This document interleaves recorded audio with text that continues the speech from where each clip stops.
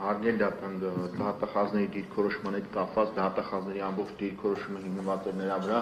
որ պաշտպանական կողմը ստեղ հանդիսատեսի համար աշխատում, իրանք էլ եկել են ստեղ մաքուր իրավաբանություն են անում։ Եթե մաքուր իրավաբանություն եք անում, անցած նիստին քննարկում եք խափանման միջոցների հարցը։ Դուք հելակ բոլոր 18-ի վերաբերյալ ասի կխուսափեն,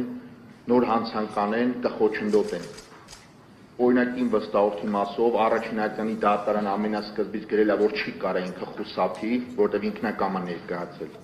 Վերաքննիչ դատարանը 2 անգամ հաստատել է, որ չի կարա նոր հանցանք կատարի, ու մենակ մնացել է խոչընդոտելը։ Եթե դուք մաքուր իրավաբանություն եք անում, հիմա ելեք ասեք, թե այդ մարդիկ ինչ եղանակով կարան գործի քննությանը խոչընդոտել։ Այս արդեն որ երրորդ նիստն է, դուք հելում ասում եք, դուք սոփեստություն եք անում, մենք էլ ստեղ իրավաբաններ ենք, մխիթար գոշ է ստացել ենք, դա հաստատված է, որ մենք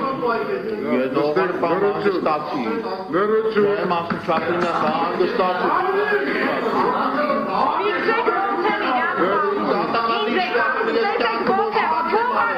Մաքուր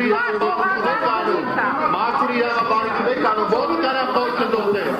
Միած գործինյութերից միած նյութ ասեք, ասեք, որ այս դրանց հետևում է կարա անի։ Դատական ակտերով, հիմա որ դատական ակտերով հաստատել է վերաքննիչ բողոքի պատասխան բերել եք, վճռաբեկ բողոքի պատասխան բերել եք, նստեք։ Ուրեմն հելնեք բառ չկա Հայաստանում, բառը աշխարհի մեջ չկա։ Երևի կանոնում է հելնել բառ ընդհանրապես չկա։ Նորից եմ կրկնում, վարորդի մասնակիցներ կարգ ու կանոն պաշտպանեք, մեկը մյուսի նկատմամբ եղեք կոռեկտ եւ հանդուրժող եւ հարգալից։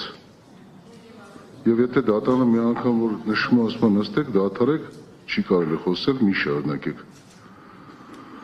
Վարորդի մասնակիցները ցանկանում են արտահայտվել։ Շատ հակիրճ, կարճ։